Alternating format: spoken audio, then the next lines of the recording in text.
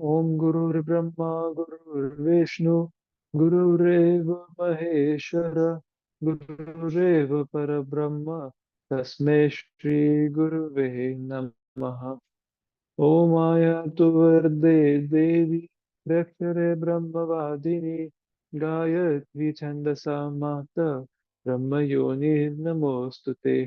ओम श्री गुरुवे नमः। ओम गायत्रे नमः। आव्यामि स्थापयामि ध्यायामि ततो नमस्कारं करोमि।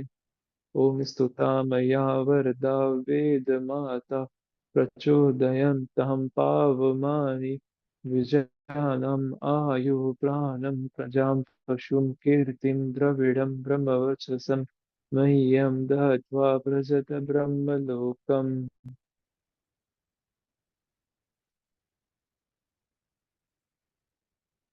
इसके पिछले क्लास में साहिल भैया ने ये टॉपिक लिया था, आस्था तंत्र की विकृति और भी मानस रोगों के लिए उत्तरदायी होती है।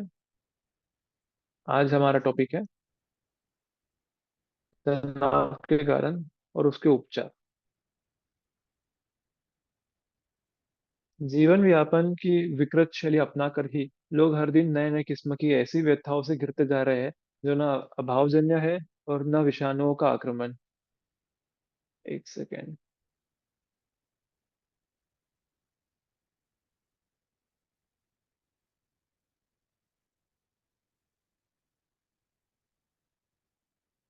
जीवन यापन की विकृत शैली अपनाकर ही लोग हर दिन नए नए किस्म की ऐसी व्यथाओं से घिरते जा रहे हैं जो न अभावजन्य है और न विषाणुओं का आक्रमण।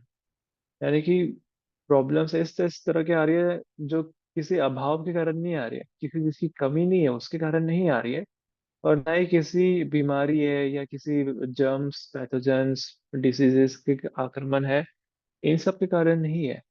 जीवन यापन की विकृत शैली के कारण ही ऐसी ऐसी व्यथाएं आती जा रही है। पिछले दिनों वैज्ञानिक बौद्धिक और आर्थिक प्रगति उतनी नहीं थी जितनी इन दिनों है। इन इतने पर भी पूर्वज हल्की फुल्की जिंदगी जीने के व्यस्त थे और चिंताओं भ्रांतियों से उत्साह कुंठाओं से उतने नहीं घिरे रहते थे जितने कि आज के तथाकथित सभ्य मनुष्य घिरे रहते हैं।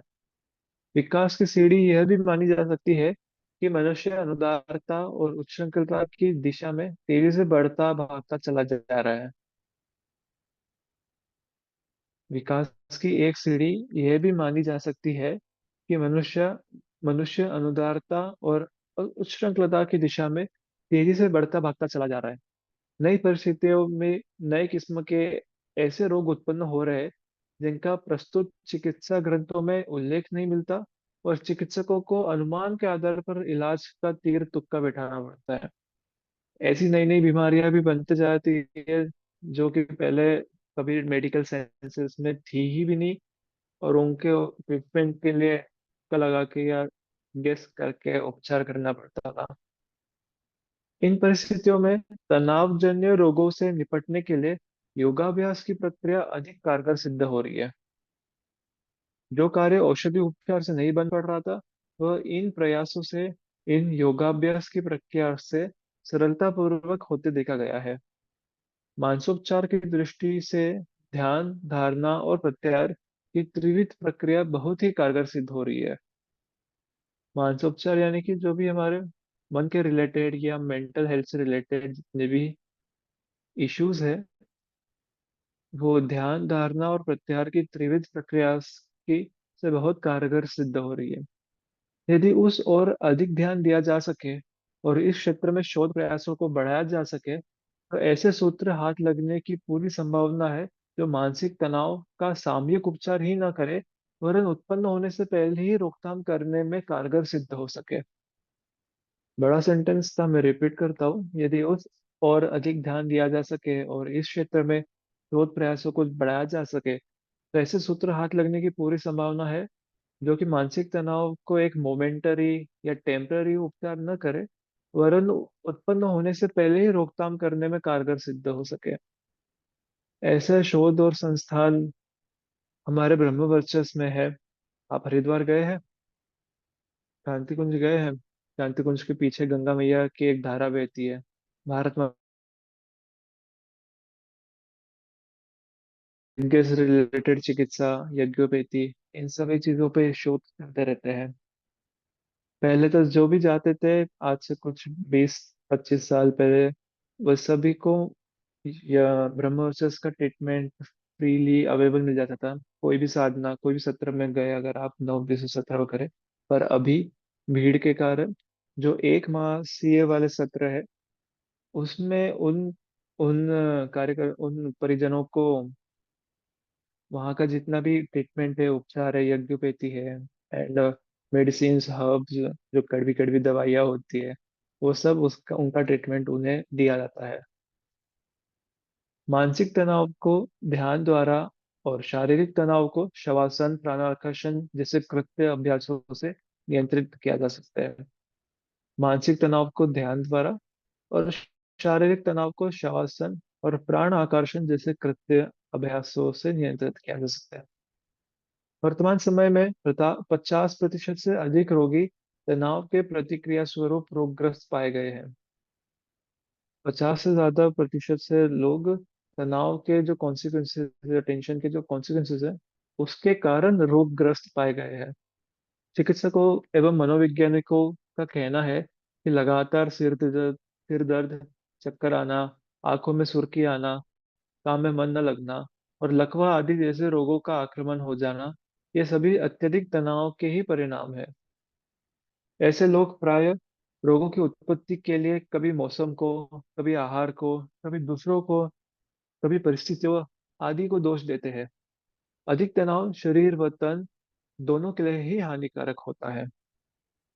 स्नायविक तनाव विशेषज्ञ डॉक्टर एडमंड जेकबसन का कहना है कि हृदय रोग, रक्तचाप की अधिकता, अल्सर, कोलाइटिस आदि सामान्यतः दिखाई देने वाले रोग प्रकारांतर से तनाव के ही कारण उत्पन्न होते हैं। स्नायविक यानी कि मसल से रिलेटेड, स्नायु यानी कि टेंडेंस एंड मसल्स, जो मसल से रिलेटेड जो तनाव के विशेषज्ञ है डॉक्टर एडमंड जेकबसन, इनका कहना है कि हृदय रोग, रक्तचाप की अधिकता, अल्सर, कोलाइटिस आदि सामान्यतः से जो एक साधारण सी दिखाई देने वाली जो बीमारियां है, पर इनका एक्चुअल कारण तनाव का तनाव ही होता है। स्नायु दौर्बल्य यानी कि मसल वीकनेस, अनिद्रा, चिंता, खिन्नता आदि अनेक रोग तनाव के फलस्वरूप ही पैदा होते हैं। न्यूयॉर्क के एक हृदय रोग विशेषज्ञ ने बताया है कि दूसरों पर दोषारोपण करने वाले, अत्यधिक भावुक एवं जल्दबाजी करने वाले लोग तनाव के अधिक शिकार होते हैं। कौन कौन सबसे ज्यादा तनाव के शिकार होते हैं, आसानी से शिकार होते हैं? 3 लोग, 3 तरह के बताए गए हैं इसमें। दूसरों पर दोषारोपण करने वाले, पहला। दूसरा, अत्यधिक भावुक। और तीसरा, जल्दबाजी करने वाले लोग तनाव के अधिक शिकार होते हैं। मनोवैज्ञानिक एवं अध्यात्मवेत्ताओं का कहना है कि तनाव की अधिकता मनुष्य की विचारधारा के कारण होती है। तनाव तो आ रहा है किसी चीज के कारण, किसी परिस्थिति के कारण, पर उसकी जो अधिकता है, उसका जो एक्सपोनेंशियली मैनिफोल्ड करके बढ़ा चढ़ा के जैसा होता है, वो विचारधारा के कारण होता है। निषेधात्मक, निराशावादी, संचयात्मक चिंतन, दृष्टिकोण आदमी में तनाव की सृष्टि करते हैं और तनाव से मुक्ति व्यक्ति स्वयं ही पा सकता है। लाइफ एक्सटेंशन फाउंडेशन नामक संस्था के संचालकों ने पता लगाया है कि व्यक्तियों में निराशा, असफलता, हार की भावना, निर्णय करने में दुविधा की स्थिति एवं चिंता आदि तनाव को जन्म देती है। एक कंपनी के मेडिकल स्टोर में इसे रिपीट करता हूँ पहले। लाइफ एक्सटेंशन फाउंडेशन नामक संस्था के संचालकों ने पता लगाया है कि व्यक्तियों में निराशा, असफलता, हार की भावना यानी कि सेंस ऑफ फेलियर, निर्णय करने में दुविधा की स्थिति यानी कि इनडिसाइसिव, डिसीजन न लेने पा डिसीजन जल्दी नहीं लेने पाने वाला, और चिंता आदि तनाव को जन्म देती है। फिर आगे एक इंसिडेंट है। एक कंपनी के मेडिकल डायरेक्टर ने एक बार देखा कि उच्च पदासीन लोग उत्तेजना की स्थिति में है। उच्च पदासीन यानी कि जो हायर रैंक्स पे है, ऊपर के लोग जो है, वो उत्तेजना की स्थिति में है।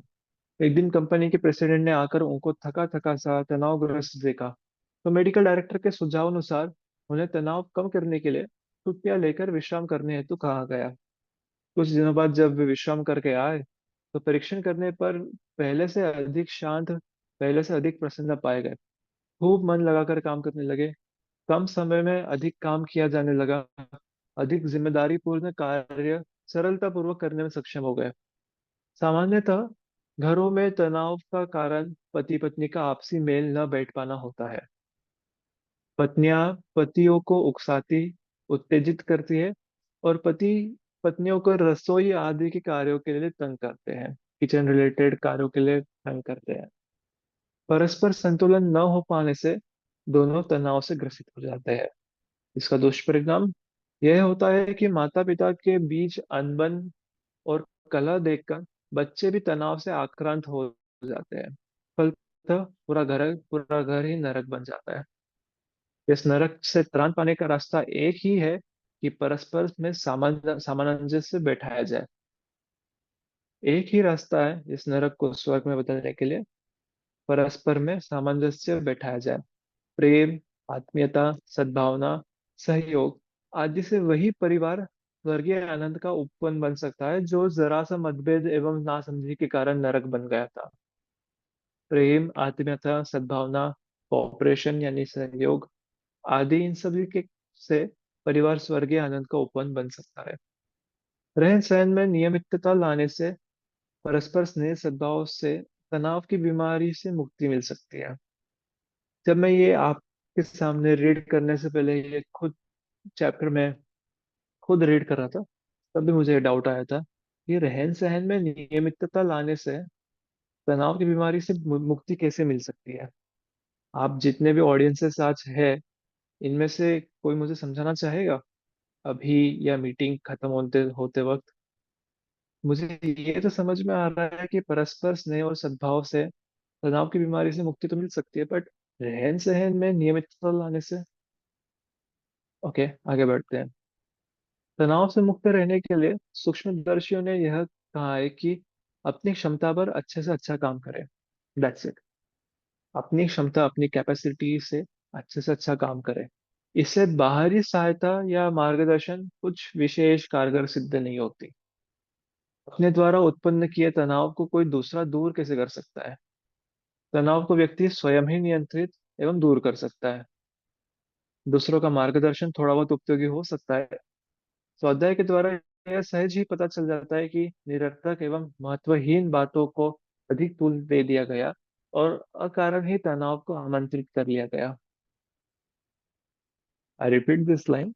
स्वाध्याय के द्वारा यह सहज ही पता चल जाता है कि निरर्थक एवं महत्वहीन बातों को, यानी कि यूजलेस और अनइम्पोर्टेंट बातों को अधिक तूल दे दिया गया और अकारण ही तनाव को आमंत्रित कर लिया गया। उससे तो वह झाड़ी के भूत की कल्पना मात्र थी। अपने को तनावग्रस्त न होने देने के लिए दृढ़ निश्चय, लगन एवं सतत निष्ठापूर्वक सत् कार्यों में नियोजित किए रहना ही सर्वोत्तम उपाय है। बिजी रहना, बेसिकली अपने आप को किसी अच्छे श्रेष्ठ काम में ऑक्यूपाइड करा लेना, ये सबसे बेस्ट काम है। एक थॉट आता है कि आपको जितना भी फियर या टेंशन ये सबसे है, मतलब मुक्त होना है, तो आप चुपचाप काम कर लो। काम है वो, उस काम में ही इतना बिजी हो जाओ कि टेंशन तनाव आ ही ना सके। अपने को तनावग्रस्त न होने देने के लिए दृढ़ निश्चय, लगन एवं सतत निष्ठापूर्वक सत् कार्यों में नियोजित कर किए रहना ही सर्वोत्तम उपाय है। सदा सहनशीलता सदा सहनशीलता से काम लिया जाए।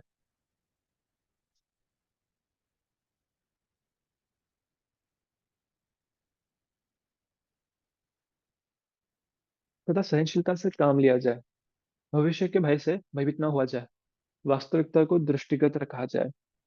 काल्पनिक बाधा या आशंका को स्थान न दिया जाए। वर्तमान में सामने आए काम को पूरी तत्परता से संपन्न किया जाए। उसी के संबंध में सोचा जाए, आश्वासन रखा जाए। ऐसा करने से स्वयं ही अपने भीतर इस प्रकार की शक्ति का अनुभव होगा जो समस्याओं को सुलझाने में सहायक होगी। ये पैराग्राफ बहुत इंपॉर्टेंट था। इसे हम बाद में लास्ट में आके रिपीट करेंगे। ब्लड प्रेशर यानी हृदय रोग दिल का दौरा अब मध्यम वर्ग के लोगों में भी पनप रहा है। ब्लड प्रेशर और हार्ट अटैक मध्यम वर्ग के लोगों में भी पनप रहा है। इसका मूल कारण है कि लोग अधिक आराम का जीवन जीना चाहते हैं, परिश्रम से बचना चाहते हैं, आमदनी से अधिक खर्च बढ़ाकर अधिक से अधिक चिंताओं का घेरा मकड़ी के जाल की तरह बुन लेते हैं। इसका यही कारण है। मनोवैज्ञानिक भी यही कहते हैं कि हृदय रोग का कारण अज्ञात भय, चिंता जो अंतर्मन में व्याप्त हो जाती है वही है। नतीजा यह होता है कि मनुष्य की स्वाभाविक खुशी प्रफुल्लता छीन जाती है। एक जो नेचुरल खुशी प्रसन्नता प्रफुल्लता है वो छीन जाती है। इसमें रक्त वाहिनी नसें थक जाती है। रक्त वाहिनी यानी कि रक्त को बहाने वाली ब्लड वेसल्स, वो वाली नसें थक जाती है, कभी कभी फट भी जाती है। फलतः मस्तिष्क में लकवा भी हो जाता है। अधिक दुख में रक्त का दौरा बढ़ जाता है और शक्कर देने वाली क्लोम ग्रंथियां भी खाली हो जाती है तथा क्लोम रस मिलना बंद हो जाता है। आई थिंक ये जो क्लोम ग्रंथियां क्लोम रस है शक्कर से रिलेटेड, ये पैंक्रियास एंड इंसुलिन है। यह ग्रंथि प्रसन्नता के अभाव में कार्य करना बंद कर देती है और क्लोम रस देना भी बंद कर देती है।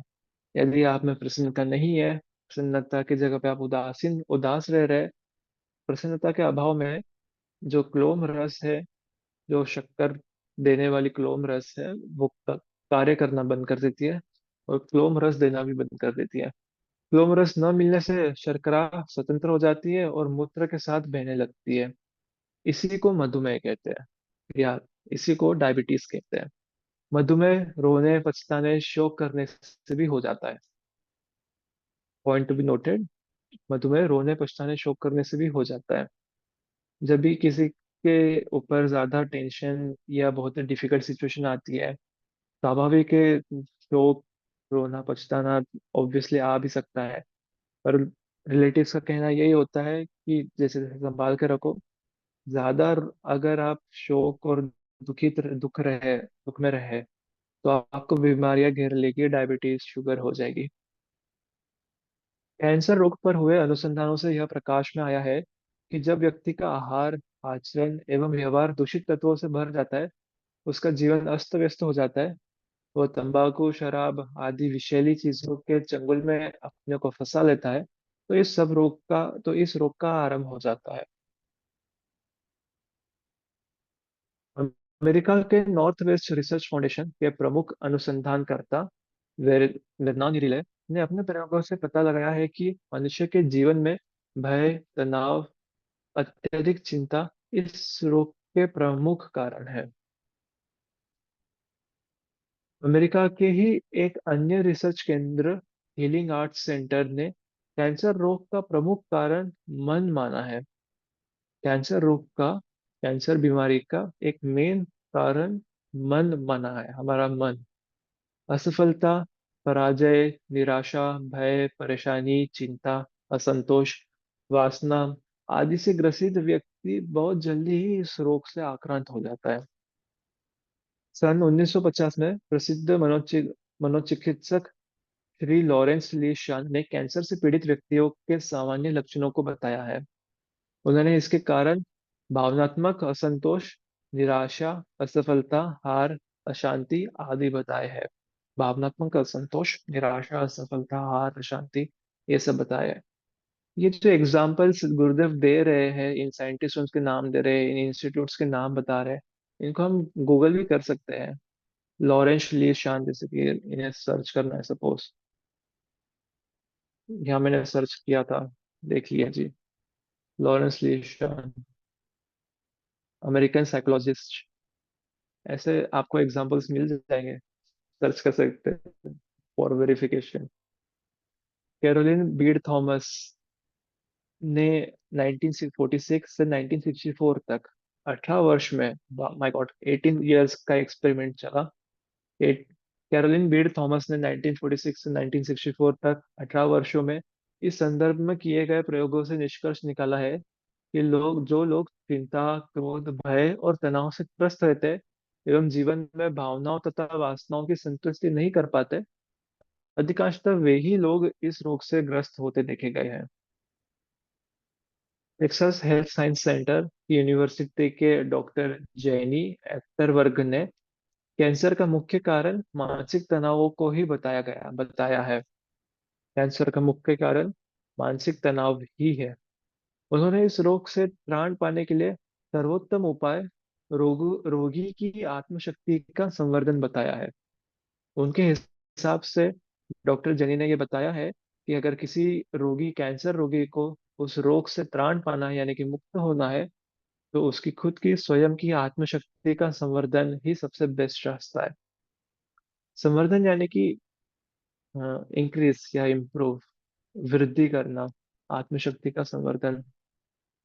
मेक्सिको के डॉक्टर अर्नेस्ट कंटराक ने बताया है कि इस रोग की प्रारंभिक अवस्था में आहार विहार संबंधी सुधार किया जाए, बुरी आदतों को ठीक किया जाए, प्रेम सुख व शांति की वृद्धि की जाए, तो कैंसर से मुक्ति पाई जा सकती है।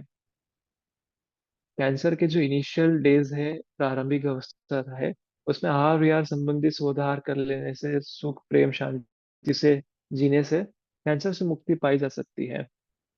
उन्होंने इस चिकित्सा पद्धति को लेटाइल चिकित्सा प्रणाली का नाम दिया है। सभ्य कहलाने वाले पश्चिमी राष्ट्रों में हाइपरटेंशन, कैंसर, कार्नरी एथेरोस्क्लेरोसिस आदि ऐसे रोगों की संख्या में दिन दुनी व रात चौगुनी दर से वृद्धि होती चिंता का मुख्य विषय है। मोटापा, मधुमेह, पेप्टिक अल्सर, कोलाइटिस, आर्थराइटिस, दमा आदि ऐसे रोग हैं जिनका मूल कारण विकृत मानसिक स्थिति और उसका स्वरूप ही है। विश्व के सभी बड़े बड़े चिकित्सा शास्त्री व मनोरोग विशेषज्ञ इस बात को मानने लगे हैं कि 75% रोगों का मूल कारण उद्वेगजन्य मनस्थिति ही है। 75% रोगों का कारण उद्वेगजन्य मनस्थिति ही है। Institute of medical science Varanasi, Hindu विश्वविद्यालय, I think so this is Banaras Hindu University, BHU, may be IIT BHU, के डॉक्टर एन उडुपा के उद्वेगजन्य रोगों के कारणों व उनके निदान पर गहरे अध्ययन के पश्चात इस प्रकार के रोगों के निम्न प्रकार से वर्गीकृत किया है। जो institute of medical science Varanasi Banaras Hindu विश्वविद्यालय के डॉक्टर एन उडुपा है, उनके उद्वेगजन्य रोगों के कारण व निदान पर गहरे अध्ययन के पश्चात इस प्रकार के रोगों को तीन तरह में क्लासिफाई किया गया है। कौन कौन से तीन है? शारीरिक अवस्था, मनोदशा, शारीरिक अंगों की दशा। शारीरिक अवस्था, जब किसी व्यक्ति को मनोरोग होता है तो उस दशा में उसके किसी अंग में विशेष प्रकार की क्रियाशीलता देखी जा सकती है। जब किसी व्यक्ति को मनोरोग होता है तो उस दशा में उसके किसी अंग में विशेष प्रकार की क्रियाशीलता देखी जा सकती है। इस दशा के लिए उसके वातावरण एवं उसकी पैतृक रूप से विरासत में प्राप्त गुण जिम्मेदार होते हैं। जो जेनेटिकली कुछ जीन्स या गुण आए हैं और वातावरण ये जिम्मेदार होते हैं। किसी में अक्ल की वृद्धि तो किसी में के हृदय की धड़कन में वृद्धि के रूप में देखा जा सकता है। इस दशा का निर्धारण रक्त में कास्कालाइन्स एड्रेनालिन और नॉर एड्रेनालिन की वृद्धि की जांच कर किया जा सकता है। गुरुदेव ने यहाँ पे, या फिर ऐसा कहे कि जो गहरा अध्ययन हुआ था बनारस हिंदू यूनिवर्सिटी के डॉक्टर के उद्वेग रोगों पर, उसमें उनमें उनने मेजरमेंट के भी वो बताए हैं। जब उन्हें क्लासिफाई किया है, उसको आप प्रैक्टिकली फिजिकली जो भी पैथोलॉजी टेस्ट है उससे आप मेजर भी कर सकते हैं कौन कौन से हॉर्मोन्स को। शारीरिक अवस्था वाली जो क्लासिफिकेशन है, पहला क्लासिफिकेशन, उसमें कास्कलाइन्स एड्रेनालिन और नॉर एड्रेनालिन ये दो हॉर्मोन्स होते हैं। I think so catecholamines adrenaline is nothing but epinephrine and second one is nor adrenaline. इनकी जो इंक्रीज हुआ है उसको जांच कर सकते हो, तो आपको एक प्रूफ मिल जाएगा कि हाँ वो रोग हुआ है करके। ये आता है शारीरिक अवस्था। सेकंड है मनोदशा। इस स्थिति में व्यक्ति के मन में एक तीव्र आघात होता है जिसके परिणाम स्वरूप व्यक्ति के स्वभाव में उद्विग्नता व चिड़चिड़ापन आ जाता है। जो मन पे जो प्रभाव होता है वो बहुत गहरा हुआ है, इस कैटेगरी में बहुत तीव्र आघात हुआ है और उसके कारण उद्विग्नता और चिड़चिड़ापन स्वभाव में आ चुका होता है। किसी भी प्रकार की बात से उसके लिए उद्विग्नता का कारण बन जाती है। बार बार नींद का टूटना, व सिरहन तथा कपकपी आदि प्रकार के लक्षण प्रकट होने लगते हैं। इस स्थिति की जानकारी रक्त में न्यूरोट्रांसमीटर एसिटल क्लोरीन के स्तर को नापकर लगाई जा सकती है। इसका भी आपको अगर फिजिकली कुछ टेस्ट करनी हो तो एक हार्मोन है, एक न्यूरोट्रांसमीटर है जिसका नाम है एसिटिल क्लोरीन। उसका जितना लेवल है, उसका जो स्तर है, उसको नाप कर आप पता कर सकते हैं। शारीरिक अंगों की दशा, ये तीसरा क्लासिफिकेशन है, शारीरिक अंगों की दशा। इस स्थिति में आते जाते रोगी के शारीरिक व मानसिक लक्षणों की सक्रियता तो कम होती है, किंतु धीरे धीरे संबंधित अंगों में स्थायी रूप से उसका प्रभाव पड़ने लगता है। इस स्थिति में आते जाते रोगी के शारीरिक व मानसिक लक्षणों की सक्रियता तो कम होती है, किंतु धीरे धीरे संबंधित अंगों में जो रिलेटेड ऑर्गन्स है, उसमें एक परमानेंट रूप से, स्थायी रूप से उसका प्रभाव पड़ने लगता है। जैसे दाह, कमजोरी आदि के साथ पेप्टिक अल्सर, कोरोनरी इंस इंसफिसिएंस, ब्रांकियलस आदि रोगों के लक्षण स्पष्ट रूप से प्रकट होने लगते हैं। डॉक्टर उडुपा ने इस संबंध में गहन अध्ययन के बाद निष्कर्ष निकाला है, कंक्लूजन निकाला है कि आसान प्राणायाम के साथ साथ ध्यान धारणा व शिथिलीकरण के अभ्यास विशेष लाभकारी हुए हैं। कौन कौन से कंक्लूजन्स निकाले गए हैं कि आसान प्राणायाम के साथ साथ ध्यान धारणा व शिथिलीकरण के अभ्यास विशेष तरह से लाभकारी हुए हैं। जप और ध्यान का मनोरोगों को दूर करने में विशेष महत्व सिद्ध करते हैं हुए पाश्चात्य वैज्ञानिक बुज्ती और राइडर ने संयुक्त शोध प्रयासों से स्नायु प्रणाली प्रणाली के स्नाव्य व न्यूरोट्रांसमीटर की जांच के बाद यह सिद्ध कर दिया है कि 2 वर्ष से जप कर रहे 11 व्यक्तियों ने मानसिक तनाव व तनाव जनित रोग लगभग न्यून हो गया है। इसे रिपीट करता हूं मैं। पाश्चात्य वैज्ञानिक यानी वेस्टर्न साइड के जो वैज्ञानिक थे, बुच्ची और राइडर, इनका एक कोलैबोरेटिव वाला एक एक्सपेरिमेंट था।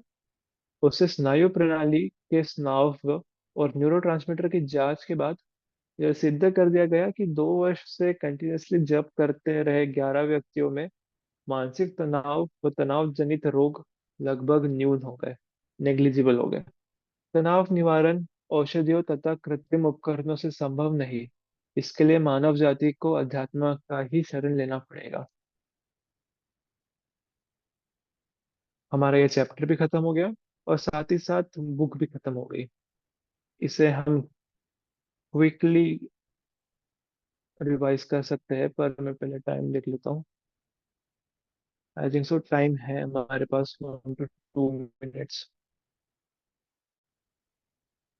चैप्टर था हमारा तनाव और उसके कारण। तनाव काय काय से होता है और कहाँ कौन कौन से उसके रोग आते हैं, जैसे कि चक्कर आना, सिर दर्द, काम में मन न लगना, लकवा, और cardio related BP, heart attack, BP, sugar, heart attack, ये सारे जितने भी डिसीजेस है, इनका प्राइमरी रीजन तनाव है।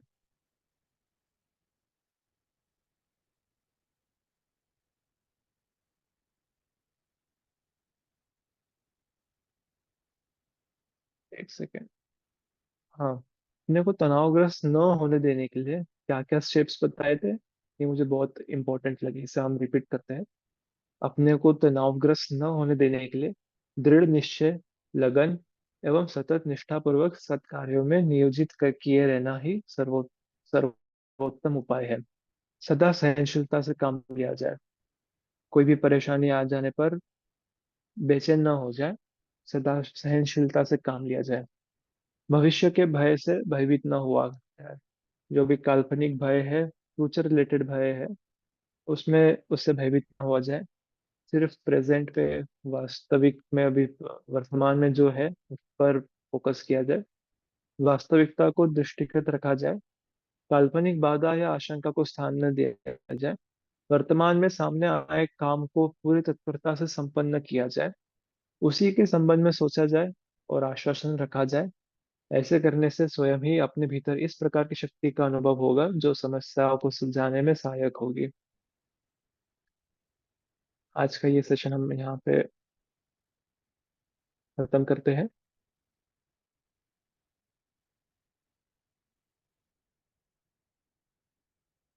क्या मेरा स्क्रीन शेयर ऑफ हो चुका है? यस। इसका एक समरी सेशन रहेगा रिवीजन के लिए। आप लोगों ने जितने भी लेक्चर्स कुछ मिस किए होंगे या सारे अटेंड भी किए होंगे तो भी एक समरी, पूरी बुक जितने भी इतने सारे चैप्टर्स हमने इतने हफ्तों से हम पढ़ रहे हैं उसका एक समरी हो जाएगा। शांति पाठ करते हैं। ओम द्यो शांति अंतरिक्ष